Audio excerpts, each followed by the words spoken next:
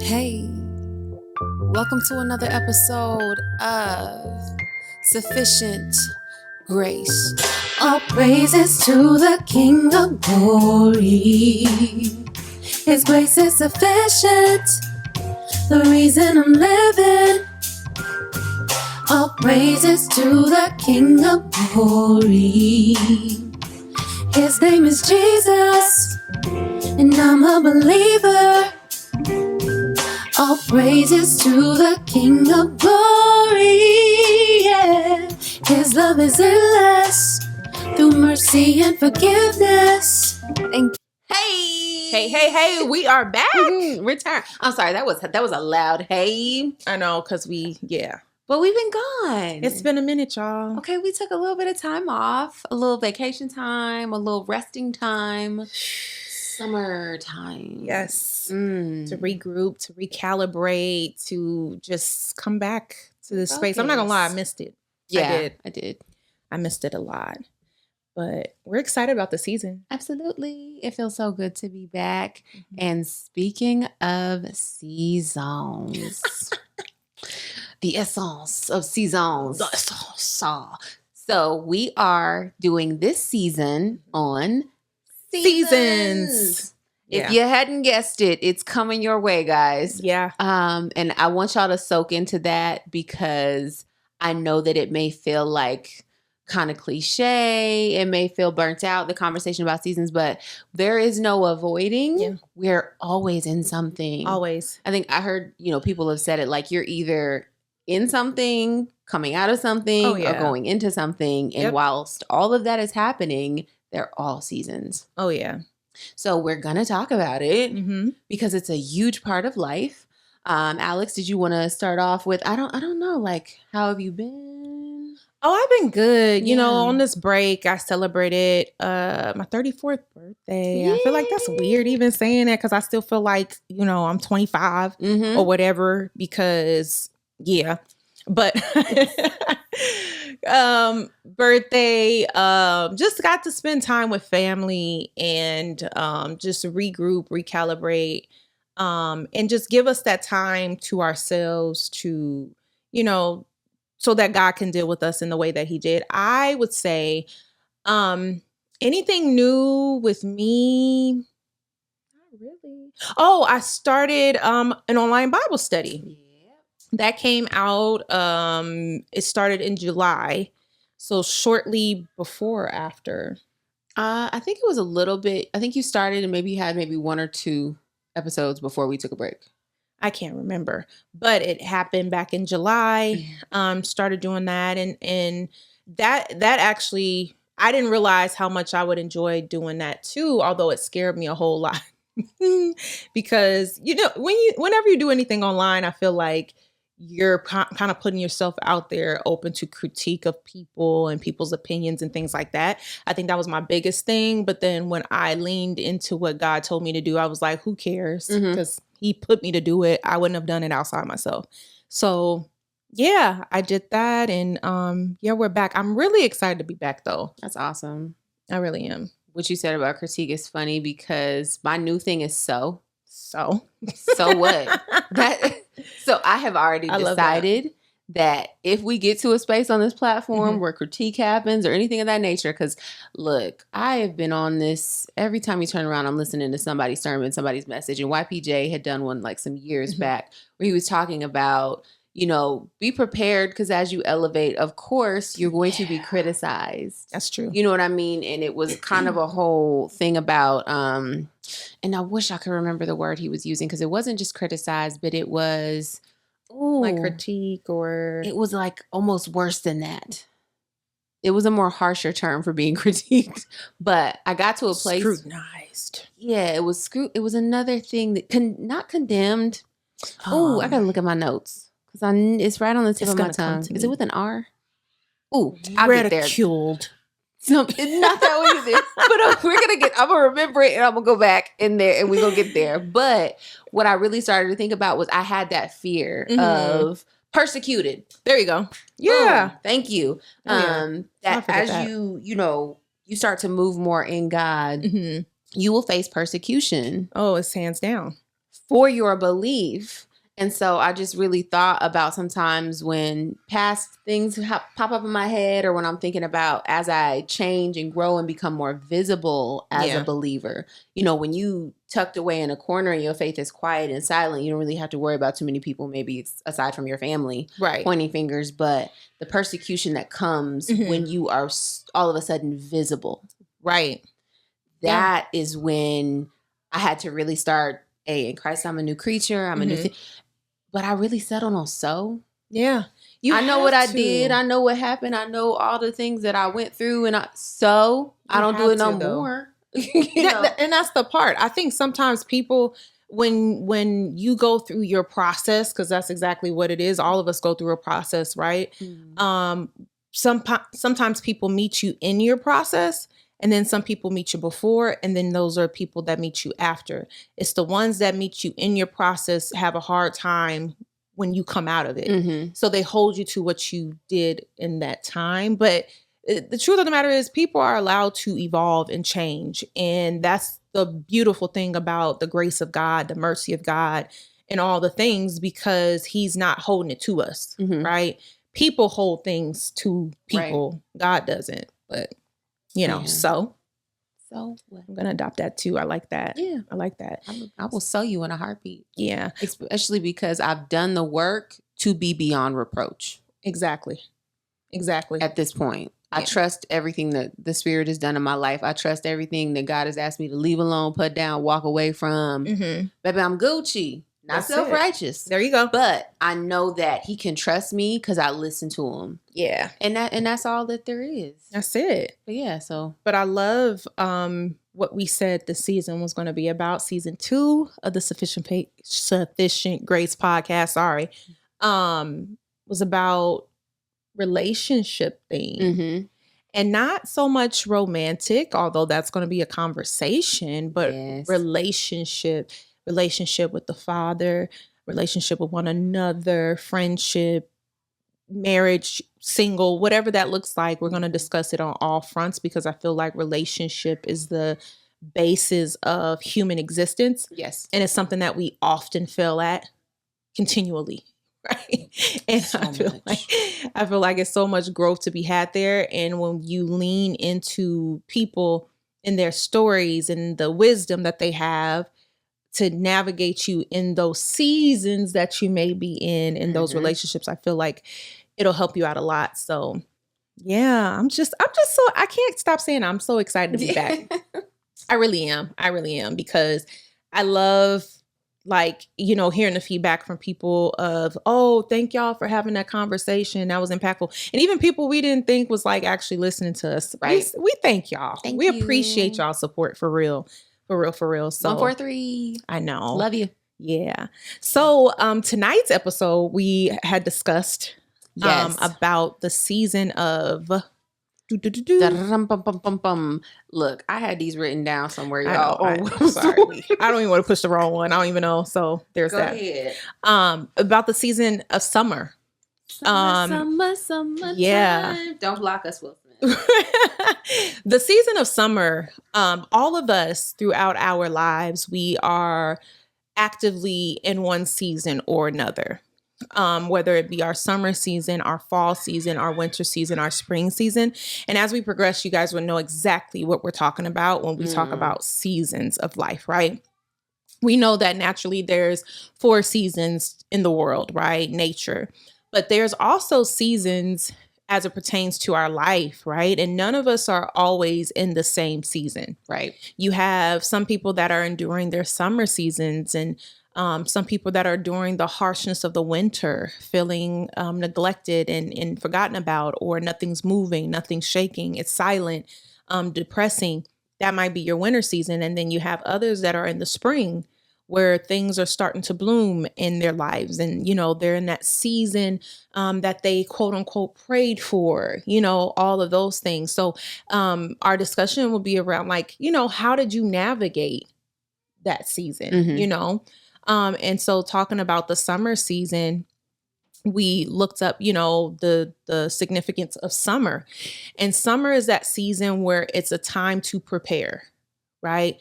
It's like your game plan, and you're you're actively working. It's a continual working. This is the space in that season where you feel, I think, the most burnout. Yes. It's hot. Yes. In the kitchen. Man.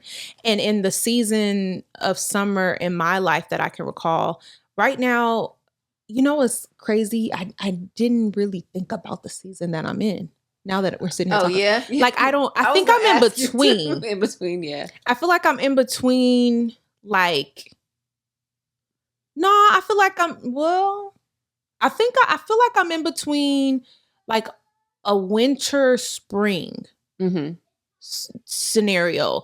And the reason I say that is because thinking about summer, I remember the season where I was constantly like, and I felt burnout. I kind of just came out of that season. I'm not gonna lie.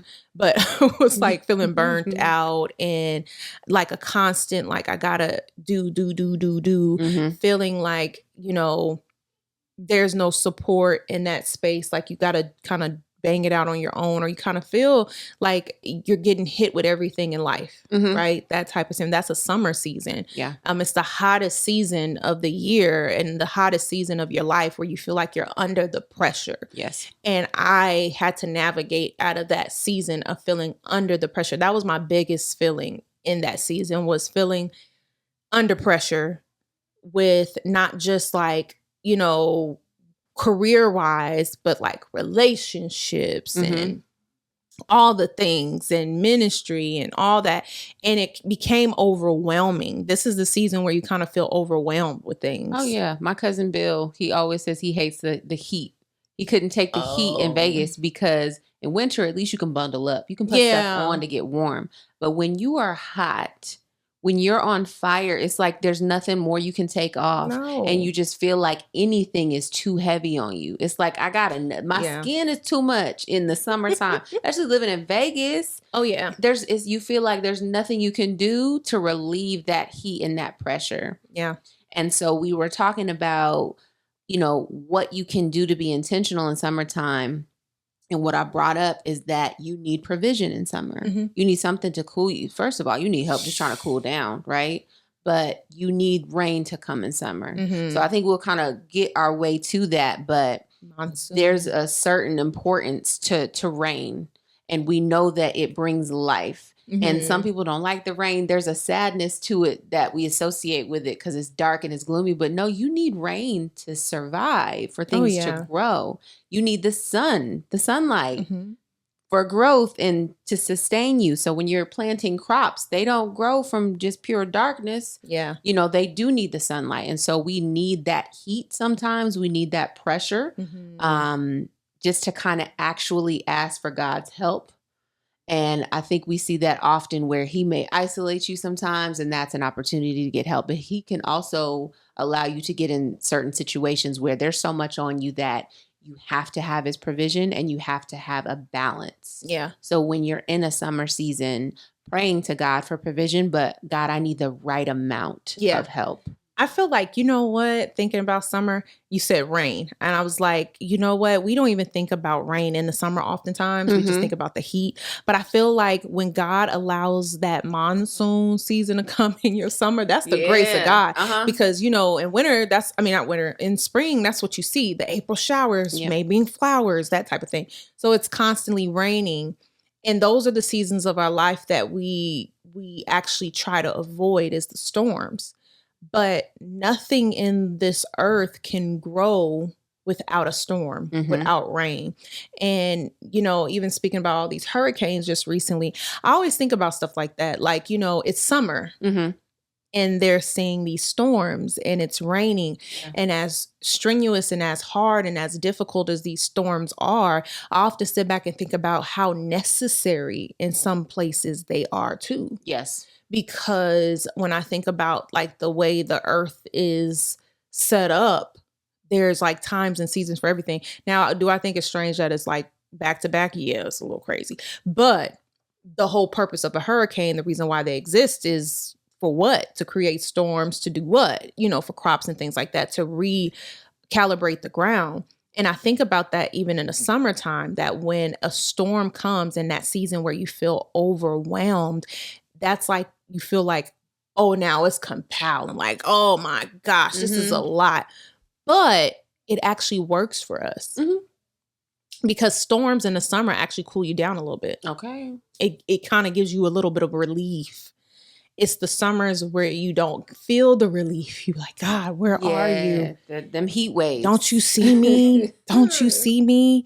Like, all those things. And summer is that time where you prepare for the harvest. And not only prepare for the harvest, you are also mapping out before winter comes. Yes. I feel like every season almost is preparing you for the winter. Yeah.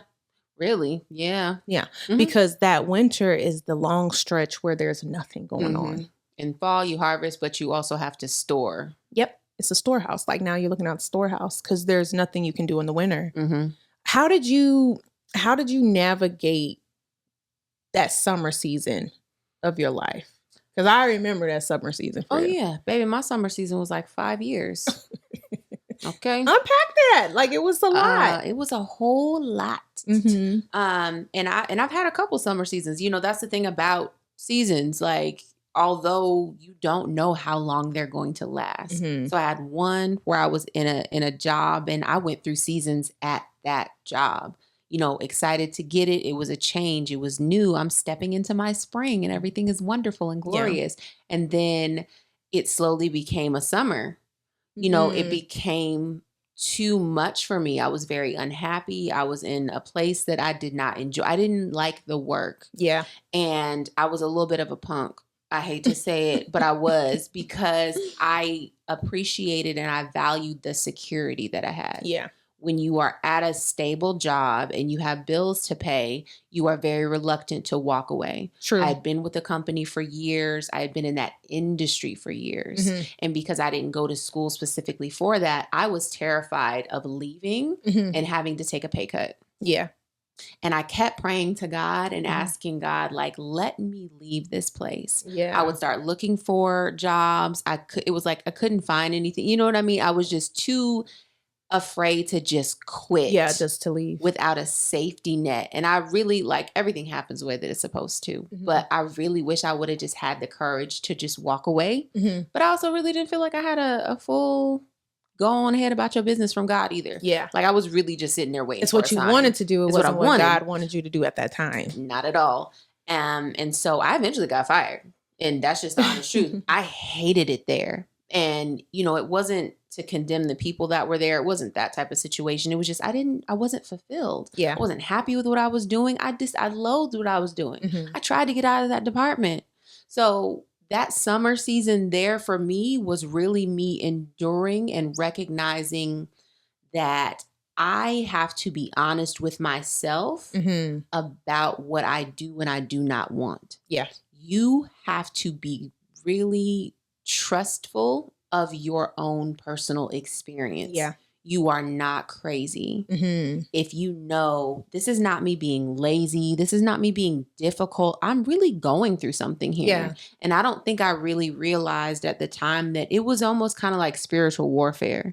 Because when the time did come that I got fired, there were things happening that it was like, okay, there's no way I made a mistake in that way. Right. But I was also being very mindful of what was taking place. Because it was like the person who was my supervisor at the time, it was like I was being set up in some instances. And God made me very aware.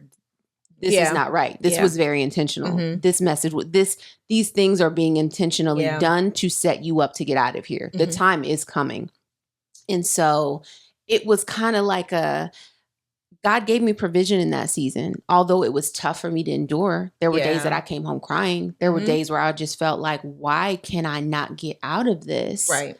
But it just was not time. It wasn't time for us to go and move on into another season yet. But baby, when that time came. When it came, I was thrilled. Thrilled, I tell you. Yeah. But it was like we went through summer part 2. Oh, extended summer, like Vegas right now. Mm-hmm. A little heat wave hit us because it was almost like I was feeling like, oh, great, now the good stuff is going to start. But I got stalled. Mm-hmm. So we start a business, we get, first we get married, then we start a business. And there was a standstill in between that. Mm-hmm. So it was very like up and down. It was like I was going through just a transition of things all at one time. But that summer, the business summer, baby, the work that was required there was a good 5 years. Yeah. Let's talk about that, because I think people's perception of seasons, they think like just like the earth, it's like you get 3 months of this. No, seasons in your life can last months, years, sometimes weeks. Yeah. You never know. Like it's that season of, like, you just have to endure it. Mm-hmm. Yeah. And there were things that at the previous job, I may not have necessarily liked the work I was doing, but there was still work that I was doing that was preparing me. Yeah. There was a great deal of preparation there, even though I did not recognize it at the time. Mm-hmm. So by the time we start the business, there's a lot of tools and skills that I had from that job that I took into this business season. Wow. And also I had been praying to God because I thought HR might be something I'd be interested in long term, right? I was like, you know what? I may want to go in that department. Guess what? Ended up having to be HR. I was HR for our business. Mm-hmm. Okay. Operations manager, HR, accountant, all of the things. Mm-hmm. So it was a lot of a working season. When you start owning your own business, like, you wear all of the hats. You're also an employee. Yep.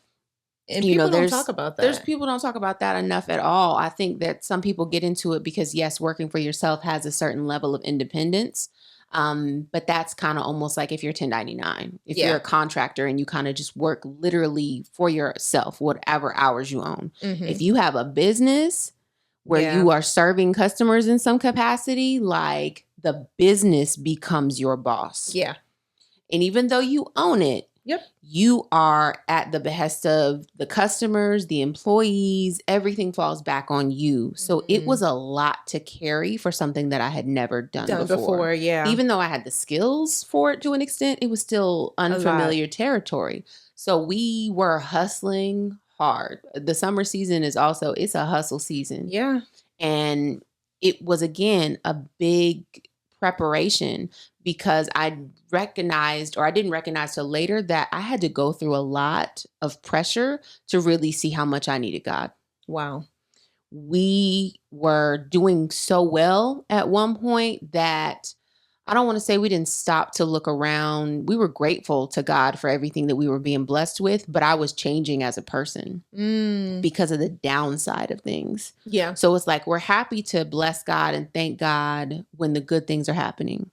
When the down things are happening in the business, it's okay, God, get me out of this. Why is this going on? Why is that going on? But you have to separate yourself from the things. Yeah. Because we get caught up in the interactions and the storms. And it becomes an issue of, God, I just need you to fix those problems. Yeah. All the problems are your focus. Mm-hmm. The ups and downs, the stuff that's going on with the staff, all of those become your focus. Yeah. But your heart gets put on the back burner. You personally gets put on the back burner. Right. And there's so much that you have to take. You don't take care of yourself a lot of time. Yeah. You're just going through this burnout. So I did not take care of myself in that. I didn't take care of my heart in that. And that's the danger, I think, in a summer season. You have to make sure you're praying and seeking God because you will start trying to find ways to escape your reality. Yeah. When you have that much weight on you, when you have that much pressure on you, it becomes, okay, how can I relieve the pressure? Yeah. How can I take some of this heat off of me? So that's when it becomes either I'm just going to take a drink to relax. I'm going to smoke something to relax. Right. I'm going to zone out and I'm going to binge watch a TV show. We were so busy that even on days off, we didn't want to do anything. Yeah. Because you were just so drained. We were just so drained. It would just be like, okay, I'm going to just lay here and try to maybe sleep or try to maybe get something I like to eat. And then most of the time before you even know it, we'd be getting a call because somebody's called out or something's happened, and we're right back at the store. Yeah. We endured that for 5 years. Yeah. The vices, there are things that you'll start looking to escape. And I fell into that trap. Yeah. I absolutely was like, I isolated myself from the whole house when I had an opportunity because I was going through so much depression. Yeah. Internally, I was just like, this can't be. It's interesting you said that. Like I feel like that's the trying of your faith also is in those summer months. I used to think it would be the winter because nothing's happening. It's just, dry. But honestly, I feel like there's so much peace in a wintertime. Yeah. Right. That sometimes people that are used to the go, go, go, when peace actually arrives, they also feel, some people misinterpret that and they become depressed, really, because they don't know the middle, the balance, right? So in summertime, I feel like that's where the enemy will try to fight us the most, is because we're always on the go. And if he can like take you away from, devotion, if I can take you away from or put more distractions on you than you would normally have, I can rob you of your faith. And I feel like hearing you talk about that, I'm thinking back on my summer season, and it was just recent for me. And it's still, I feel like, so take that back. I feel like I'm between summer and fall right now, not winter yet. I ain't got there yet. I ain't rested. Okay. But I feel like I'm coming out of the summer going into the fall, because I can relate with that burnout on the job, like feeling like, okay, this can't be it. This is not it. Right. Yeah. This is not how, Lord, this is not my portion. Okay. And realizing while in it, how many distractions the enemy threw at me, whether it was emotionally, it was mentally, it was physically, it was spiritually. It was just a lot of things that I felt like I had to duck and dodge this whole season, but I couldn't stop. Yeah. I felt like I didn't have a break or an escape. But even in that, I feel like, to your point, I like how you said, even on your summer season on that job, you learned skills that you didn't know you were going to need when that time came for that next entry of the next level of what God was taking you to. And now I'm starting to look back like, okay, God, you put me in this season to endure it for a reason. Like, I don't believe that any season in our lives are wasted. Even though they can be difficult, strenuous, you like, God, not just throw the whole season away. Okay. You feel that way, but ultimately he's working something greater in it. Yes. I think about Joseph, the season of his summer as a slave. Like, as a slave, he had to endure that. But look at the skills and the preparation he went through when he was in Potiphar's house. Never mind the lies that were told, right? But he had to endure it. And then he went to another longer summer. Baby, summer after summer after summer. And he was in prison, wrongfully accused. But look at the skill set that Joseph developed in that hard place, like that strenuous place. He became the warden. Now he's perfecting administration. And that's what God really wanted him to do, because that's what led him to become second in command. Not the dreams, although that was a key, right? It wasn't his call. His call was to rule over Egypt. And I love how strategic God is. Like, I remember one time I was thinking about that. Like, okay, God, you took him out of his father's house, put him in prison to teach him or develop him in an administrative gift. I'm like, why he couldn't learn that at home? Then I thought to myself, he didn't have room. His brothers did everything. Yeah. So he was the youngest. They weren't going to allow him to rule over them. He wasn't going to allow. So God had to like orchestrate this whole scenario to build Joseph up apart from his brothers. To put him in the position that he wanted to be. So that summer season is necessary. It's a necessary season. You can't skip summer. Imagine how bitter he might have become. Man. Trying to delegate and get them to do things, and all he would have gotten was pushback after pushback. How could he have developed any kind of a gift, a skill as a leader in that space? And you know what? And I think about that, like, the summer seasons, you oftentimes kind of feel, I don't want to say alone, but you don't have support. Yes. Like those strenuous seasons of your life, those summer, those hot seasons of your life, you don't have the support that you're looking for. Like you can't even pinpoint exactly what it is that you need, but you know you need it, but nobody's there to give it. Yep. Like you're like, and the distractions don't help. That too. Because you're so busy. It's not, people can't even help you in the way that you would need them to, because you don't even have time to really slow down to get it. To even ask for it. And if you do, something pops up that blocks you from getting it. Like God is really trying to get you to focus in those summer seasons. And, you know, speaking of like distractions, I feel like I had a thought and I lost it just that fast. Distractions. Yes. Won't they do it? Won't they do it? But I was going to say, that's why it is so important to stay close to God, to get the provision, so that the second you recognize I'm trying to escape with something that is not of God, that's when you know you're in trouble. Yeah. So in that work time, if I'm gonna just go have this glass of wine, like that becomes your safe space. Yeah. And we've talked about Psalms 23 on here before. If the shepherd is leading you, the shepherd is also going to give you rest. The shepherd is going to sustain you. The shepherd is going to give you all the things that you actually need in this season and in this situation, but you actually have to follow him. Yeah. You actually have to listen to his voice. You actually have to be up under his flock and under his care, but you get tempted to isolate. You get tempted to run from him.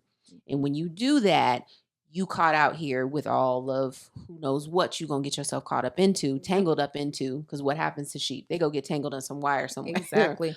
See, I love you brought that up, because the summer season is the season of distraction. It literally, it is, it's so many distractions in that summer season. And the whole point of the distractions is to make sure that you don't prepare. Oh, that's good. You don't prepare. That's good. It's trying to slow down the production, because we know the season's going to change. Yeah.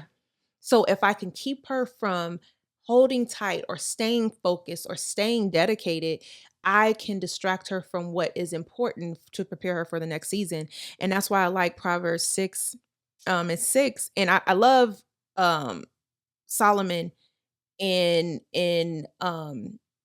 David too, because I feel like they paid attention to a lot of things, right? And what he wrote here, Proverbs 6 through 10, and it says, "Go to the ant, thou sluggard, consider her ways and be wise, which having no guide, overseer, or ruler, provided her meat in the summer and gathered her food in the harvest. How long wilt thou sleep, O sluggard? When wilt thou arise out of thy sleep? Yet a little sleep, a little slumber, a little folding of the hands to sleep." And what I like about what he's saying here is that he's saying, consider the ant. The ant prepares in summer. She gathers her meat. She prepares her meat. Her meat for what? To harvest, to get ready to harvest, because guess what? Once the harvest season is over with, you're not harvesting anything in winter. And I had to really think about an ant. Like, as much as we don't like ants, if you really sit and watch an ant in the summer, they after everything. Moving. They carry chips on their back. And I be thinking to myself, now where y'all taking these chips? Really? Where's the chips going? You taking the cookie crumbs? Oh, yeah. Where are y'all taking it? And they go underground. And they have a smorgasbord, if you will, of food to sustain them in the next seasons. Yeah. I don't know if y'all notice this, but you will see ants spring and summer, they're active. Fall, the minute the weather changes, you will not see a group of ants. You don't see them for that whole season. And they always come back when it starts to heat up.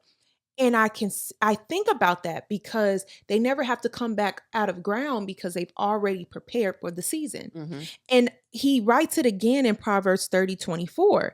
He says, there be four things which are little upon the earth, but they are exceedingly wise. He says, the ants are a people not strong, yet they prepare their meat in the summer. He's saying like an ant is flimsy and small, but they prepare.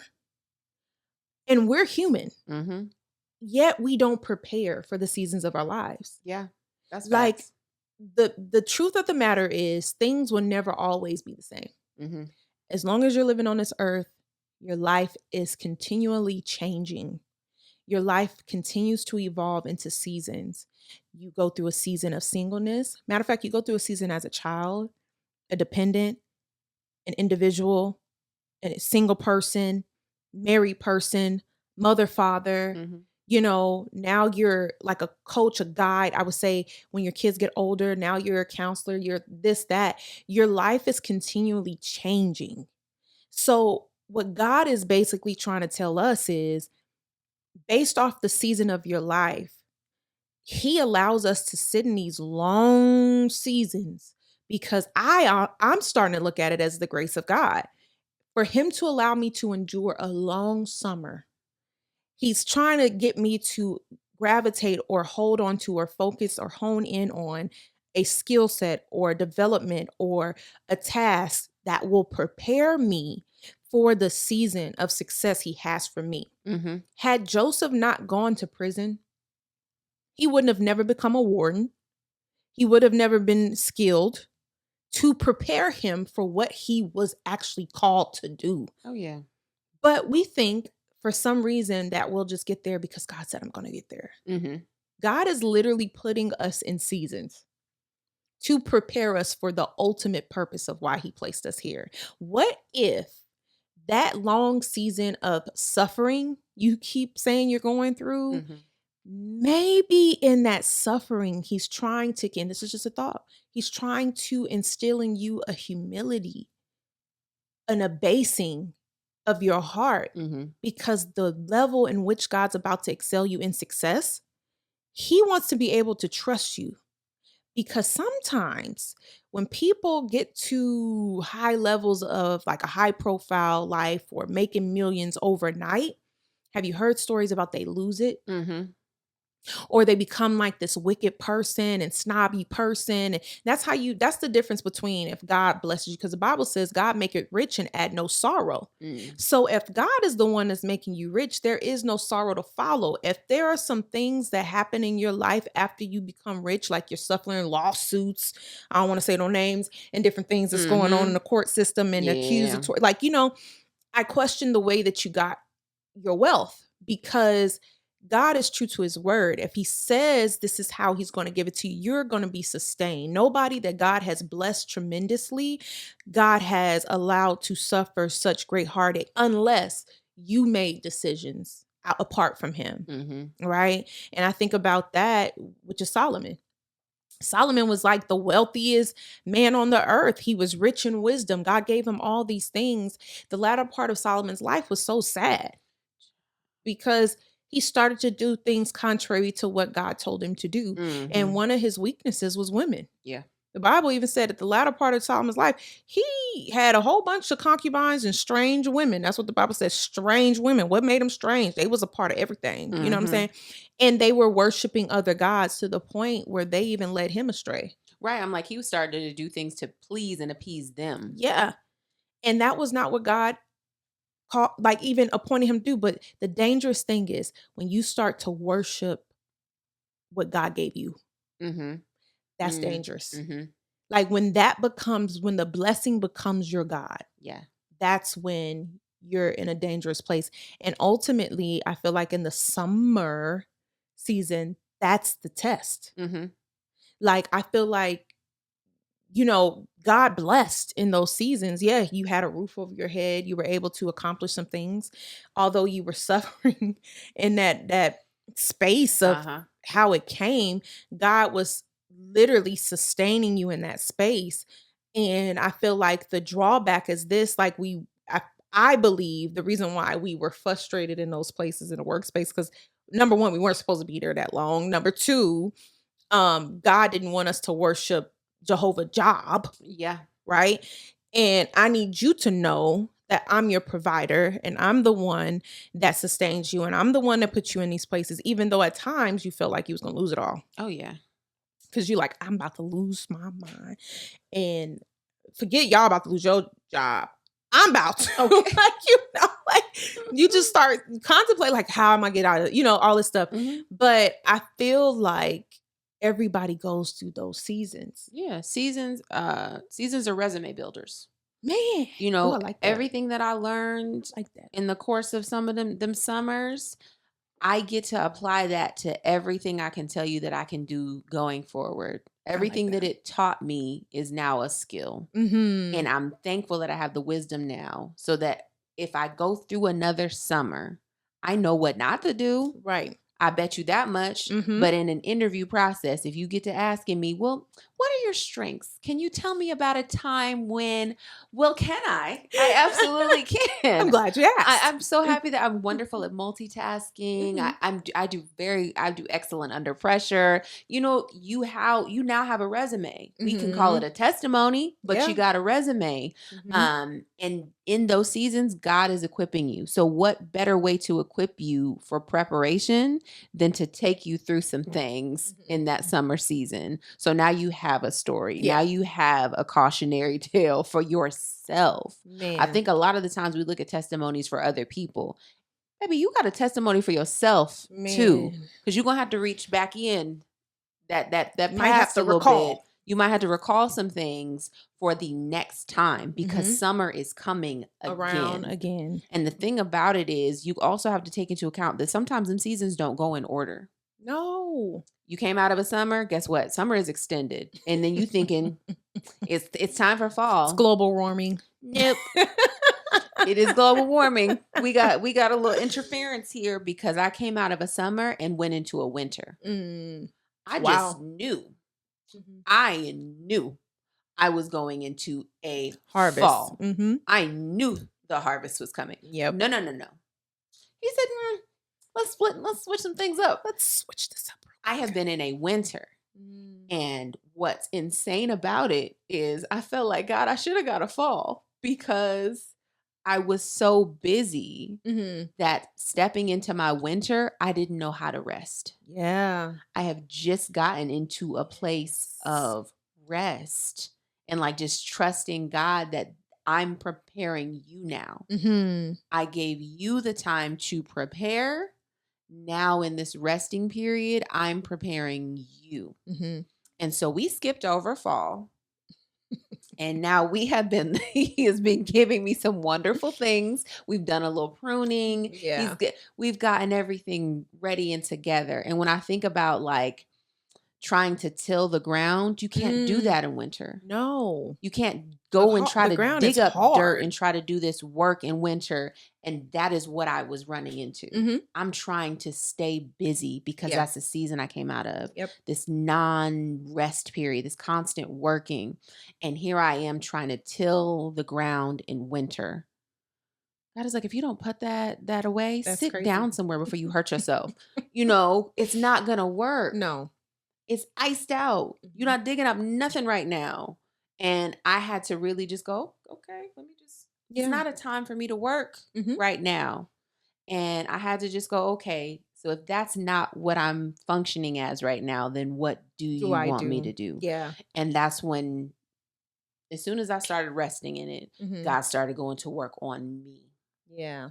And I also wanted to bring up in terms of like, distractions, because I think sometimes we can get jealous when we are in a working season, because when we take it more to the natural aspect, summertime is supposed to be fun. Yeah. Summertime is supposed to be vacations. You're supposed to be everybody else seems to be relaxing. And that's how we view it. Why I gotta work so hard? Yeah. In the natural, if I'm stuck at work, I am mad. Yeah. We talk about the isolation, but there's also anger that is lingering there. Why is this so hard? What is happening that I can't get release? It's supposed to be, it's summer. Like, where is the good time? Where is my barbecue? Yeah. And me going on the beach and kicking my feet up. But that's something you have to recognize and realize within that season, that it's not in a natural sense. You know what I Right, mean? because it's spiritual. I like how you brought that up, because I feel like we hone in so much on the natural that we miss the spiritual. And the spiritual summers are actually very definitive to the way that nature flows, Mm-hmm. right? And we miss that in our day-to-day lives as humans, is because, especially Western culture, we look at summers as that vacation. We got our seasons backwards. Mm-hmm. And I feel like that's almost like a trick of the enemy, because we don't know how to prepare in summer, because we're trying to rest in summer when we're supposed to rest in the winter. Supposed to be work. Yeah. We got it backwards. Mm-hmm. So spiritually, that's the frustration, because now we're fighting the natural versus spiritual, where the natural summer is actually, the work. I mean, excuse me, the relax. Whereas the spiritual is saying this is the time of like the heat is on. Mm-hmm. Like, you got to prepare for the season that's coming. You ain't got time for no distractions. Not at all. And that's the difficulty. And I also feel like that's why a lot of people have depression in the wintertime. When the winter is actually that time to rest and relax and vacation and all the things, a lot of people struggle in the winter. Yeah. That's the highest depression season in the world, they say, because the mindset has shifted, because things are slower now. Yes. There's nothing happening. Everything is slow pace, slow vibe.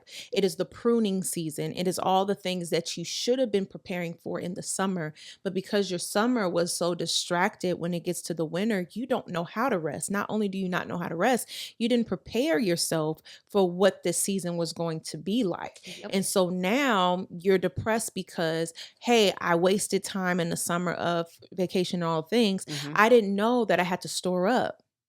I didn't know that, it's going to be snow. We're going to be snowed in, hypothetically speaking. I didn't know that, this was going to happen. It was like preparing for the winter in your life. The truth of the matter is, all of us if you have not, or you're not in winter season, you are headed there. Yeah.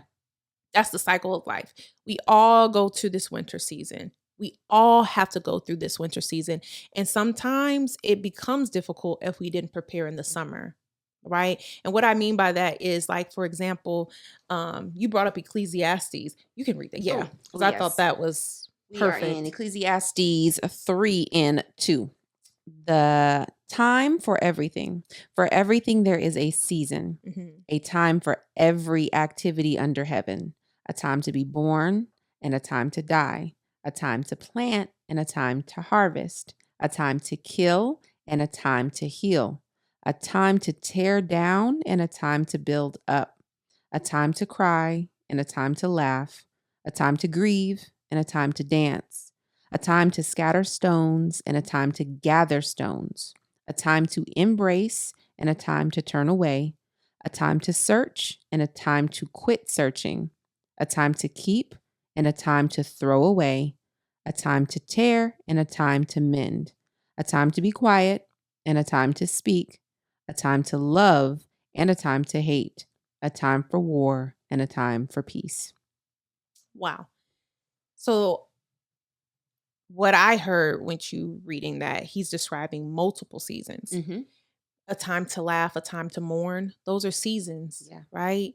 And I feel like sometimes in the winter season, that is the winter season of most people's lives, because that is a mourning season. That is I'm in hibernate. I'm dealing with self now. It's one of those strenuous seasons, to be honest, because winter, naturally in the earth, it's cold. It is blizzards. It is, we not moving. We not going nowhere. We got to sit. We got to deal with self. It's not about party. It's not a party season. The Bible says a time to party, a time to dance, a time to look, and a time not to look. What is that season in your life? Yeah. And I read something that said even in winter, animals will change their appearance to adapt. Yeah. You know what I mean? So it's like in winter, you have to grow a different skin almost. You know what I mean? Like when you think about like cocoons and butterflies and all that good stuff, we talk about going in and there's something that has to happen so that when spring comes, you are new. Yep. Baby, fly them wings. Shed that fur. Earth goes through a rejuvenation period in the winter. Every country on this earth that goes through winter, the earth itself is going through a renewal. I think it's strange that like in our spiritual lives, it's difficult for us to adapt. To seasons. Everything in this earth understands seasons, right? Naturally.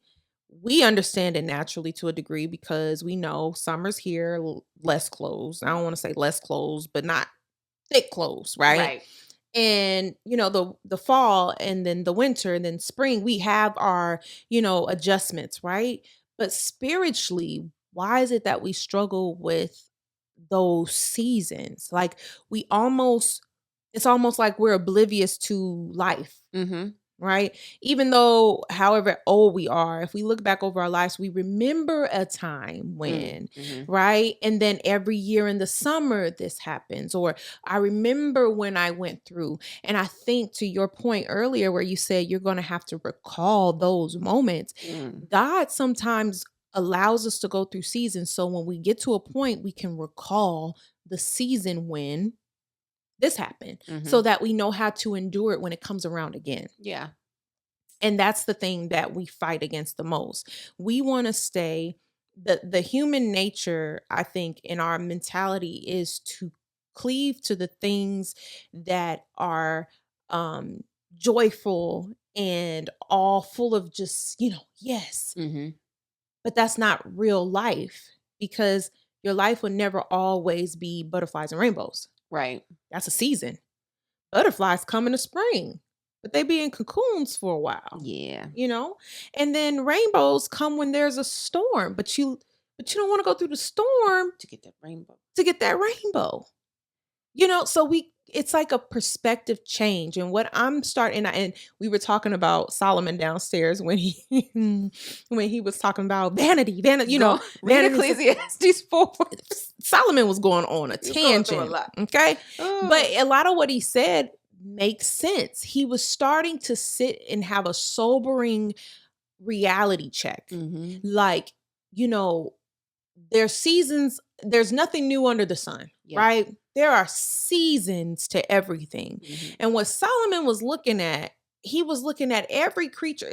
Some of the stuff he wrote, he was looking at this animal, looking at the fox, and sometimes I feel like Solomon probably was looking out the terrace of his big old palace, just watching stuff and thinking about himself and thinking about life, just like, what, that's wise. But we stupid. Like, like we worried about this and the this don't think about this. They just know, like, and I feel like we as a people, we struggle with seasons of our life because we don't take the time to prepare. And I believe God is always preparing us for the next season when we're in a season. Yes. And I was just about to say, I think we can get so excited in the natural because we already know. We have an expectation of the next thing that's coming. Oh, I get excited as soon as a little bit of a chill hits the air and it's about to be fall. Oh, I'm bringing out all my sweaters, all the mustard, olive green, burnt orange, and this ginger hair is coming out the bag. Thank you, girl. It's coming out the bag. Okay. I'm ready. I'm excited. I can't wait. I'm pulling tote bins out ahead of time. So I know that it's coming. Right. So I'm prepared to do what I have to do for the next season. So how do we get ourselves into a place where, okay, God, I need to stop saying, when is this going to be over? When is it going to be over? When are you going to take me out of this? I'm tired of this. I'm over this. God, can you help me understand what next season is coming? Yes. Maybe let's shift focus a little bit and let me stop asking you when, because you don't even operate in the same time as I do. Because if you told me the real timeline, right, you'll get even more anxiety. What do you mean when? It's already done.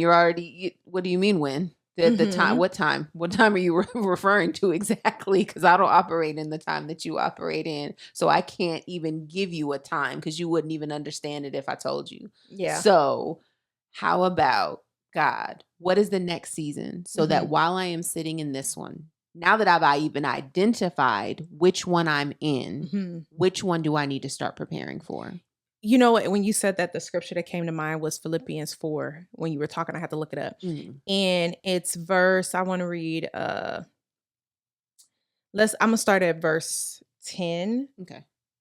And read down to 13, because we like to quote for Philippians 4 and 13 all the time, but we don't read what he was actually talking about, right? So he said, "But I rejoice in the Lord greatly that now at the last you care of me have flourished again.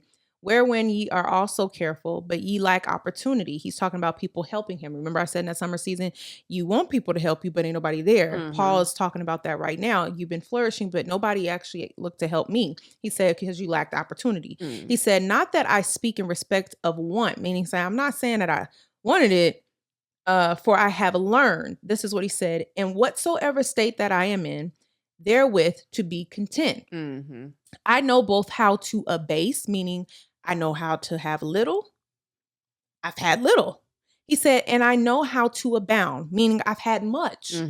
I know how to manage the little. I had little in my life, and now, I know how to manage a whole bunch.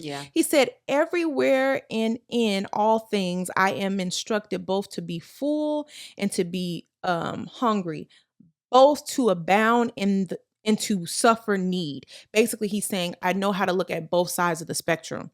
I've suffered need, and I didn't suffer need. I wanted and I didn't want. He said, "But I know this, I can do all things through Christ, which strengthens me."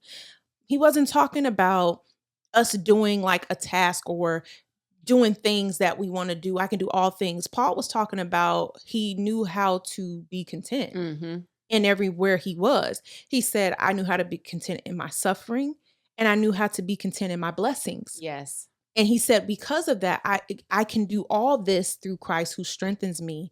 And I think that speaks to the seasons that we're talking about, is that in those summer seasons where we feel like we're suffering and we don't have the support around us, how we manage that season is this: learn how to be abased in the season that God has you in. And guess what? You can do it because he's strengthening you. Yes. We just have to learn how to be a base. And to your point, we're always in a hurry. God, get me out this season. Get me out this season. I just can't take it. Okay. But God's like, I'm trying to teach you to be a base. I'm trying to teach you to be able to do all things, because in that season where I'm about to take you where you abound much, I don't want you to forget how to be a base. Yeah. Because at any moment, not saying he would do this, but it can happen. Life happens. At any moment, you might have to be a base again. But he wants you to be content. He doesn't want you to change your declaration or your faithfulness towards him depending on the season of your life. And that's what we do. I'ma just be, I'ma just, this season I'm just, I ain't got time for nobody. Right. Yeah. And I'm glad you said that, because I wanted to go back to Solomon and Ecclesiastes 1:9. He says, and okay, we said he was going through a little spell at this time, but he said, "History merely repeats itself. Yeah. It has all been done before. Nothing under the sun is truly new. Sometimes people say, here is something new, but actually it is old. Nothing is ever truly new. We don't remember what happened in the past, and in future generations, no one will remember what we are doing now." Like, he was going through it, but he was having a moment. He was having a moment, but it really does speak I said Paul, Solomon, sorry. Solomon, yeah. It really does speak to what we endure, because he's saying it right there. Like, we'll say, "Oh, this is new. Baby, you done been around that block before." No, it's not. It ain't nothing new. Speaking of which, we go through that a lot with fashion, and sometimes I want you young kids to stop acting like, no, for real, like y'all came up with stuff you didn't come up with. But we not. But I'm the young kid. 90s. It's funny because I'm a millennial, and we looking at Gen Z like, what are y'all doing? Like, it's been done before. It's been done before, but we had the same exact things happening when we argue with these kids about music being trash. Our parents had the same exact conversation with us. What's new to you is new because you've never experienced it. Yep. But when you have, there's nothing new under the sun. Mm-mm.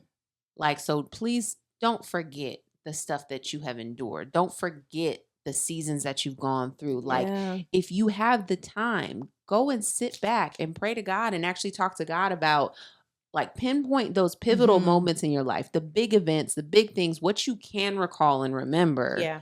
Write that stuff down and go, okay, God, what season was this? Yeah. Because I need to actually remember some things so that, you know what, I can take it into the next one. Because right now I'm not sure where I'm at. I'm not sure what's happening. But if I look back over my life, man, and I look back at this event, this event, this event, you can probably pinpoint what type of season you were in. And thank him for them. Yeah. Because just as you said, I'm thinking about over things, and I'm like, God, I repent. I'm sorry for complaining in those seasons. You actually had my back. Yeah. Like, legit. Some of the hardest seasons of my life, I felt like, why me, God? I was crying. I remember I was crying. God, why are you doing that to me? But coming out on the other end, I'm like, God, thank you. You really didn't leave me. You actually allowed the hurt, the pain, the letdown, the disappointment happen for my good. Literally. Transformation. And that's how he deals with us in seasons. He's a good father.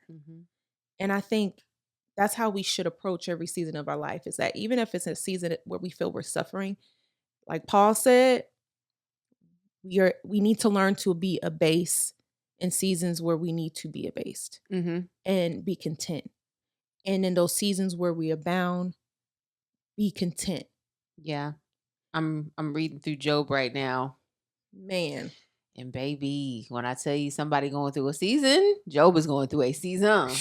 But God is still good. And I think that's what I loved about it so much, is just in the very first chapter, you know, the enemy is trying to tell God, well, if you do this to him, if you take your hand off him, and God is basically like, baby, I don't do that. I'm good. I'm not about to do nothing to him. No. But you can good. I'll let you do it. I'm going to let you, because that's how you get down. I don't do that stuff. I'm not about to do none of that stuff to him, because that's not how God operates. No.